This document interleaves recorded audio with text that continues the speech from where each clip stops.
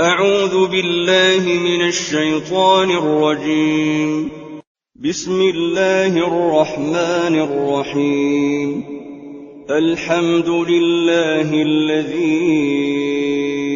أنزل على عبده الكتاب ولم يجعل له عوجا قيما لينذر بأسا شديدا من لدنه ويبشر المؤمنين الذين يعملون الصالحات أن لهم أجرا حسنا ماكثين فيه أبدا وينذر الذين قالوا اتخذ الله ولدا ما لهم به من علم ولا لآبائهم كبرت كلمة تخرج من أفواههم إن يقولون إلا كذبا فلعلك باخع نفسك على آثارهم إن لم يؤمنوا بهذا الحديث أسفا إنا جعلنا ما على الأرض زينة لها لنبلوهم أيهم أحسن عملا وإنا لجاعلون ما عليها صعيدا جرزا أم حسبت أن أصحاب الكهف والرقيم كانوا من آياتنا عجبا إذ أوى الفتية إلى الكهف فقالوا ربنا آتنا من لدنك رحمة وهيئ لنا من أمرنا رشدا فضربنا على آذانهم في الكهف سنين عددا ثم بعثناهم لنعلم أي الحزبين أحصى لما لبثوا أمدا نحن نقص عليك نبأهم بالحق إنهم فتية آمنوا بربهم وزدناهم هدى وربطنا على قلوبهم إذ قاموا فقالوا ربنا رب السماوات والأرض لن ندعو من دونه إلها لقد قلنا إذا شططا هؤلاء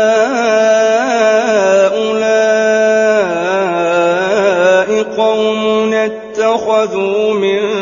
دونه آلهة لولا يأتون عليهم بسلطان بين فمن أظلم ممن افترى على الله كذبا وإذ اعتزلتموهم وما يعبدون إلا الله فأووا إلى الكهف ينشر لكم ربكم من رحمته ويهيئ لكم من أمركم مرفقا وترى الشمس إذا طلعت تزاور عن كهفهم ذات اليمين وإذا غربت تقرضهم ذات الشمال وهم في فجوة منه ذلك من آيات الله من يهد الله فهو المهتد ومن يضلل فلن تجد له وليا مرشدا وتحسبهم أيقاظا وهم رقود ونقلبهم ذات اليمين وذات الشمال وكلبهم باسط ذراعيه بالوصيد لو اطلعت عليهم لوليت منهم فرارا ولملئت منهم رعبا وكذلك بعثناهم ليتساءلوا بينهم قال قائل منهم كم لبثتم قالوا لبثنا يوما أو بعض يوم قالوا ربكم أعلم بما لبثتم فابعثوا أحدكم بورقكم هذه إلى المدينة فلينظر أيها أزكى طعاما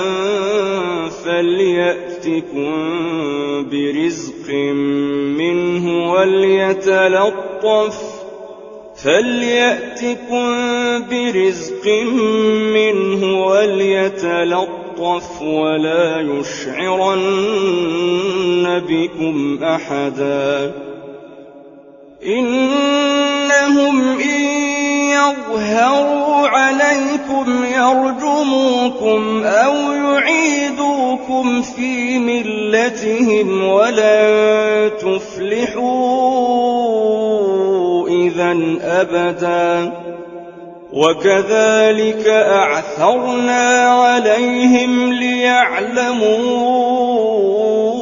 أن وعد الله حق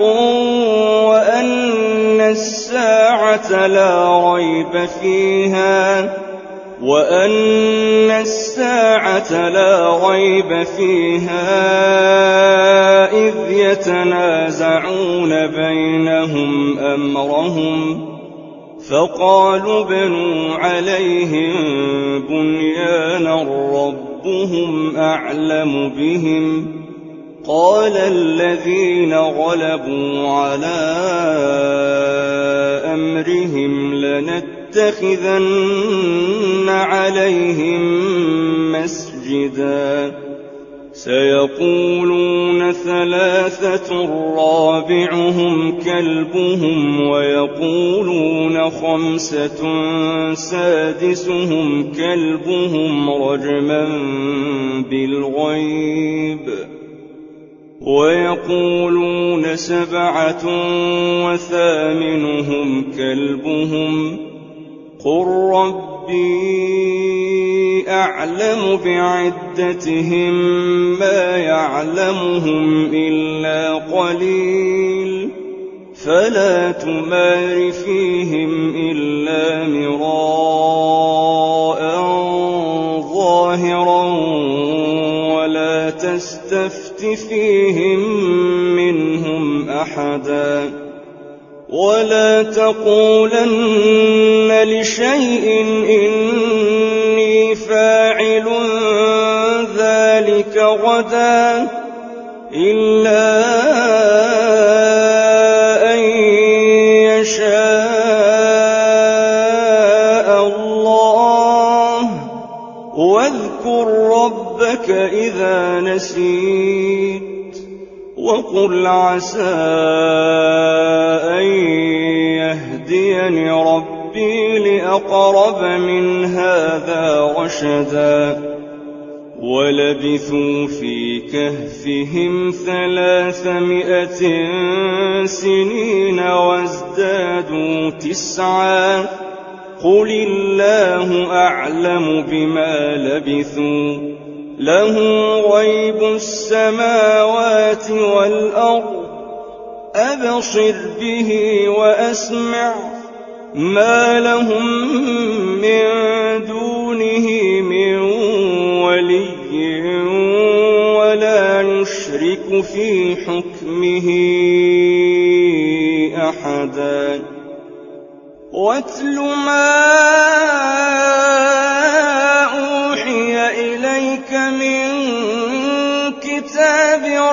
ربك لا مبدل لكلماته ولن تجد من دونه ملتحدا واصبر نفسك مع الذين يدعون ربهم بالغداة والعشي يريدون وجهه ولا تعد عيناك عنهم تريد زينة الحياة الدنيا ولا تطع من أغفلنا قلبه عن ذكرنا واتبع هواه وكان أمره فرطا وقل الحق من ربكم فمن شاء فليؤمن ومن شاء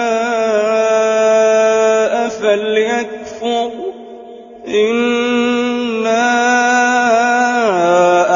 أعتدنا للظالمين نارا أحاط بهم سرادقها وإن يستغيثوا يغاثوا بماء كالمهل يشوي الوجوه بئس الشراب وساءت مرتفقا إن الذين آمنوا وعملوا الصالحات إنا لا نضيع أجر من أحسن عملا أولئك لهم جنات عدن تجري من تحتهم الأنهار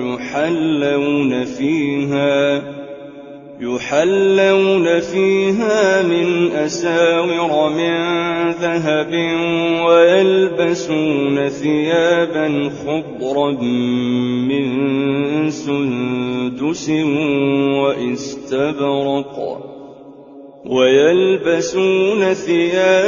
خضرا من سندس واستبرق متكئين فيها على الأرائك نعم الثواب وحسنت مرتفقا واضرب لهم مثلا الرجلين جعلنا لأحدهما جنتين من أعناب وحففناهما بنخل وجعلنا بينهما زرعا كلتا الجنتين آتت أكلها ولم تظلم منه شيئا وفجرنا خلالهما نهرا وكان له ثمر فقال لصاحبه وهو يحاوره أنا أكثر منك مالا وأعز نفرا ودخل جنته وهو ظالم لنفسه قال ما أظن أن تبيد هذه أبدا وما أظن الساعة قائمة ولئن رددت إلى ربي لأجدن خيرا منها منقلبا قال له صاحبه وهو يحاوره أكفرت بالذي خلقك من تراب ثم من نطفة ثم سواك رجلا لكن هو الله ربي ولا أشرك بربي أحدا ولولا إذ دخلت جنتك قلت ما شاء الله لا قوة إلا بالله إن ترني أنا أقل منك مالا وولدا فعسى ربي أن يؤتيني خيرا من جنتك ويرسل عليها حسبانا من السماء فتصبح صعيدا زلقا أو يصبح ماؤها غورا فلن تستطيع له طلبا وأحيط بثمره فأصبح يقلب كفيه على ما أنفق فيها وهي خاوية على عروشها ويقول يا ليتني لم أشرك بربي أحدا ولم تكن له فئة ينصرونه من دون الله وما كان منتصرا هنالك الولاية لله الحق هو خير ثوابا وخير عقبا واضرب لهم مثل الحياة الدنيا كماء أنزلناه من السماء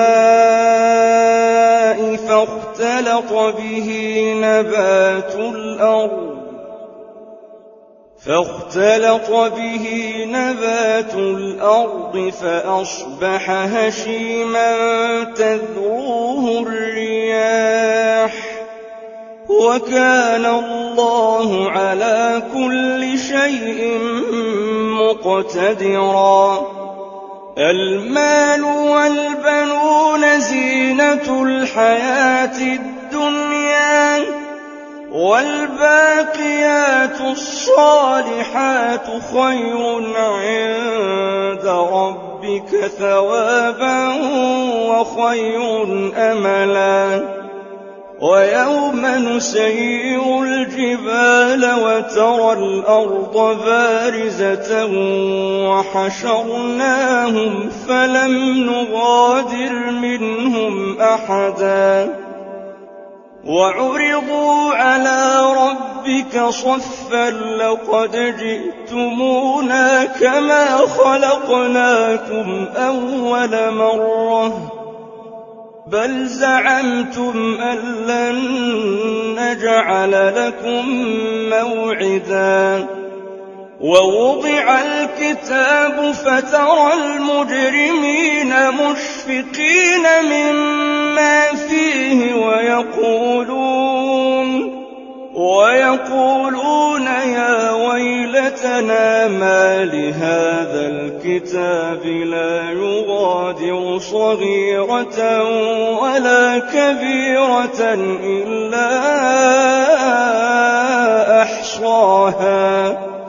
ووجدوا ما عملوا حاضرا ولا يظلم ربك أحدا وإذ قلنا للملائكة اسجدوا لآدم فسجدوا إلا إبليس كان من الجن ففسق عن أمر ربه أفتتخذونه وذريته أولياء من دوني وهم لكم عدو بئس للظالمين بدلا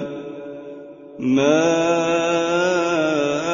أشهدتهم خلق السماوات والأرض ولا خلق أنفسهم وما كنت متخذ المضلين عضدا ويوم يقول نادوا شركائي الذين زعمتم فدعوهم فلم يستجيبوا لهم وجعلنا بينهم موبقا ورأى المجرمون النار فظنوا أنهم مواقعوها ولم يجدوا عنها مصرفا ولقد صرفنا في هذا القرآن للناس من كل مثل وكان الإنسان أكثر شيء جدلا وما منع الناس أن يؤمنوا إذ جاءهم الهدى ويستغفروا ربهم إلا أن تأتيهم سنة الأولين أو يأتيهم العذاب قبلا وما نرسل المرسلين إلا مبشرين ومنذرين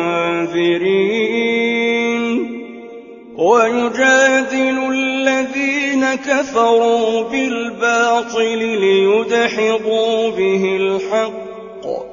واتخذوا آياتي وما أنذروا هزوا ومن أظلم ممن ذكر بآيات ربه فأعرض عنها ونسي ما قدمت يداه إنا جعلنا على قلوبهم أكنة أن يفقهوه وفي آذانهم وقرا وإن تدعهم إلى الهدى فلن يهتدوا إذا أبدا وربك الغفور ذو الرحمة لو يؤاخذهم بما كسبوا لعجل لهم العذاب بل لهم موعد لن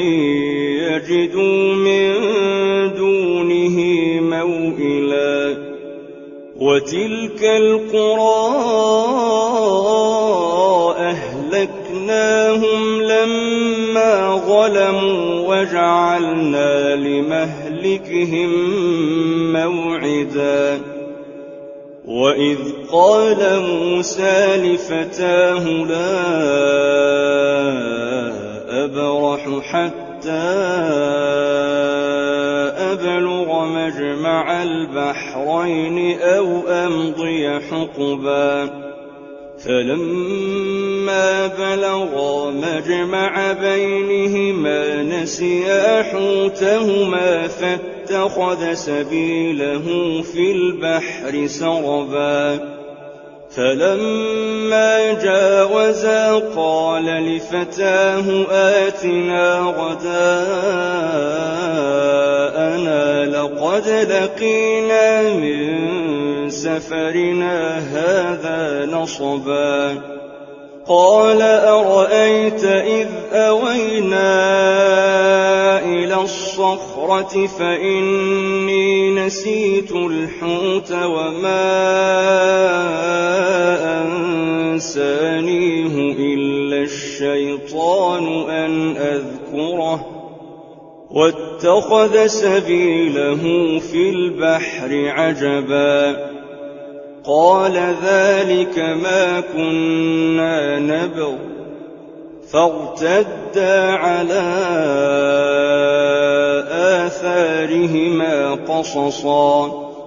فوجدا عبدا من عبادنا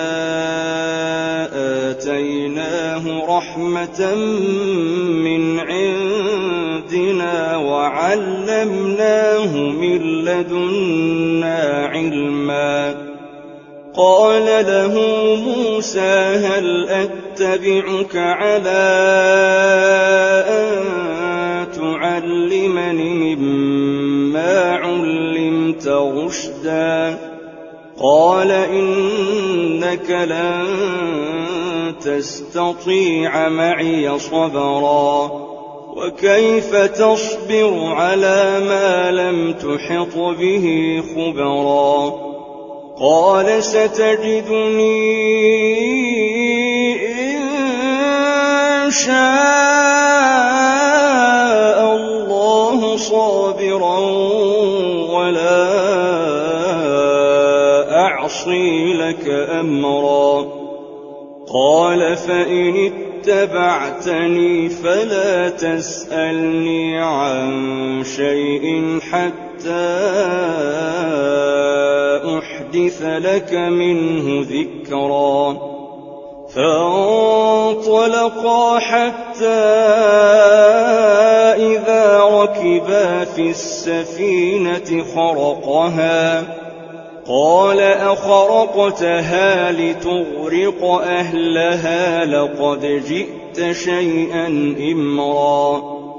قال ألم أقل إنك لن تستطيع معي صبرا قال لا تؤاخذني بما نسيت ولا ترهقني من أمري عسرا فانطلقا حتى إذا لقيا غلاما فقتله قال أقتلت نفسا زكية بغير نفس لقد جئت شيئا نكرا قال ألم أقل لك إنك لن تستطيع معي صبرا قال إن سألتك عن شيء بعدها فلا تصاحبني قد بلغت من لدني عذرا فانطلقا حتى إذا أتيا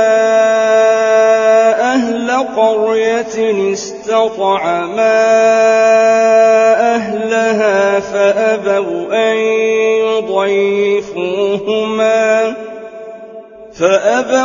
أن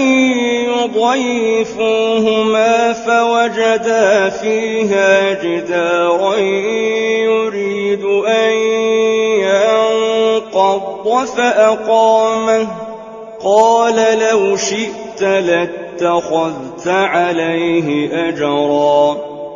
قال هذا فراق بيني وبينك سأنبئك بتأويل ما لم تستطع عليه صبرا أما السفينة فكانت لمساكين يعملون في البحر فأردت فأردت أن أعيبها وكان وراءهم ملك يأخذ كل سفينة غصبا. وأما الغلام فكان أبواه مؤمنين فخشينا أن يرهقهما طغيانا وكفرا فأردنا أن يبدلهما ربهما خيرا منه زكاة وأقرب رحما. وأما الجدار فكان لغلامين يتيمين في المدينة وكان تحته كنز لهما وكان أبوهما صالحا فأراد ربك أن يبلغا أشدهما ويستخرجا كنزهما رحمة من ربك وما فعلته عن أمري ذلك تأويل ما لم تسطع عليه صبرا. ويسألونك عن ذي القرنين قل سأتلو عليكم منه ذكرا. إنا مكنا له في الأرض وآتيناه من كل شيء سببا فأتبع سببا حتى إذا بلغ مغرب الشمس وجدها تغرب في عين حمئة ووجد عندها قوما قلنا يا ذا القرنين إما أن تعذب وإما أن تتخذ فيهم حسنا. قال أما من ظلم فسوف نعذبه ثم يرد إلى ربه فيعذبه عذابا نكرا. وأما من آمن وعمل صالحا فله جزاء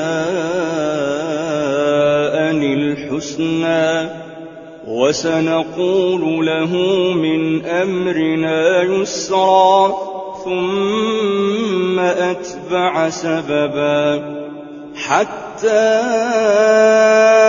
إذا بلغ مطلع الشمس وجدها تطلع على قوم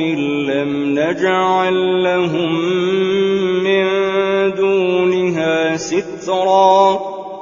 كذلك وقد أحطنا بما لديه خبرا. ثم أتبع سببا حتى إذا بلغ بين السدين وجد من دونهما قوما لا يكادون يفقهون قولا. قالوا يا ذا القرنين إن يأجوج ومأجوج مفسدون في الأرض فهل نجعل لك خرجا على أن تجعل بيننا وبينهم سدا. قال ما مكني فيه ربي خير فأعينوني بقوة أجعل بينكم وبينهم ردما. آتوني زبر الحديد حتى إذا ساوى بين الصدفين قال انفخوا حتى إذا جعله نارا قال آتوني أفرغ عليه قطرا فما استطاعوا أن يظهروه وما استطاعوا له نقبا قال هذا رحمة من ربي فإذا جاء وعد ربي جعله دكاء وكان وعد ربي حقا وتركنا بعضهم يومئذ يموج في بعض ونفخ في الصور فجمعناهم جمعا وعرضنا جهنم يومئذ للكافرين عرضا الذين كانت أعينهم في غطاء عن ذكري وكانوا لا يستطيعون سمعا أفحسب الذين كفروا أن يتخذوا عبادي من دوني أولياء إنا أعتدنا جهنم للكافرين نزلا قل هل ننبئكم بالأخسرين أعمالا الذين ضل سعيهم في الحياة الدنيا وهم يحسبون أنهم يحسنون صنعا أولئك الذين كفروا بآيات ربهم ولقائه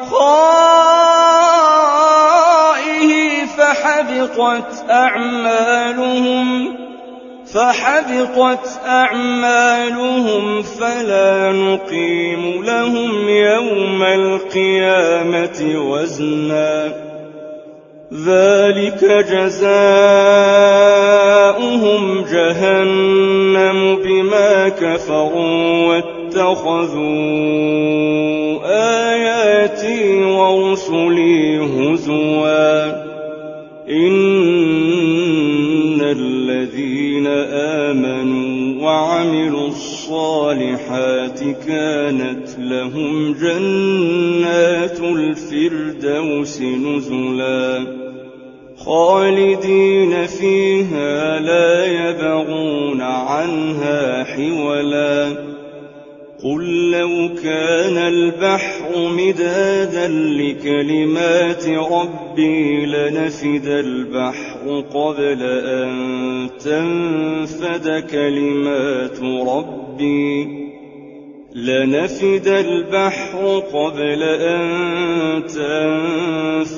كلمات ربي ولو جئنا بمثله مددا قل إنما أنا بشر مثلكم يوحى إلي أنما إلهكم إله واحد فمن